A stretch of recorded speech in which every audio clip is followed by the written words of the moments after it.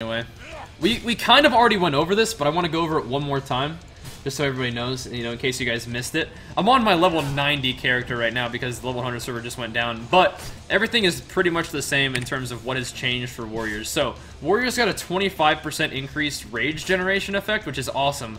I can definitely feel that in Arena, and I'll probably be posting some YouTube videos about my Arena session today, because it went pretty well and it was a lot of fun. But we did get Rend, so Rend is here. It wounds the target, causing 8,000 bleed damage. The damage that it causes will vary. It does about as much damage as a Mortal Strike over 18 seconds, and it costs 10 rage, so you can rend up a target. There you go.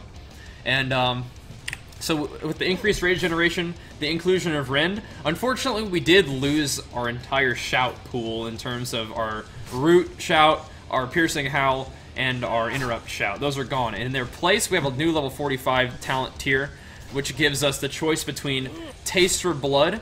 Each time Rend deals damage, you gain 3 rage. This is for arms, at least. Sudden Death. Your auto attack hits have a chance to 10% chance to make your next execute free and usable on any target regardless of health level. This doesn't seem to be working right now, but it will probably be the talent to choose.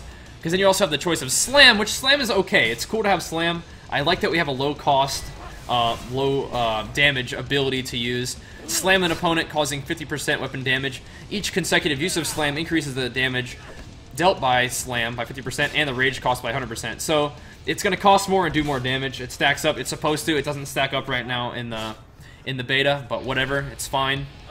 I'm using Slam right now on my level 100 warrior because Sudden Death doesn't work, but once Sudden Death starts working, probably going to end up using that. And of course, these talents are different depending on what spec you're in.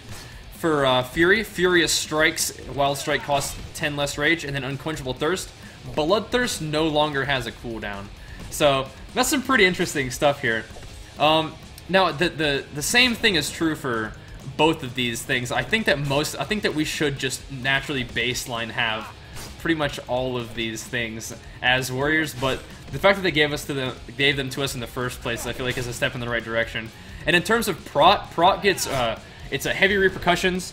Your shield slam does 50% more damage when you have shield block active, so it doesn't sound like it's going to be usable for Gladiator Stance, because Gladiator Stance doesn't have shield block.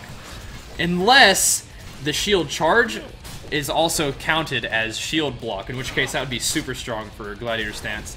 The other talent over here for Prot is that Heroic Strike, or the use of Devastate, reduces the cost of Heroic Strike by 6 rage, and that can stack up to 5 times, which makes your Heroic Strike free at the end of it, but then at that point it resets the stacking rage reduction. So level 45 talents are pretty cool. A lot of them I feel like they should be baseline, but like I said, it's a step in the right direction.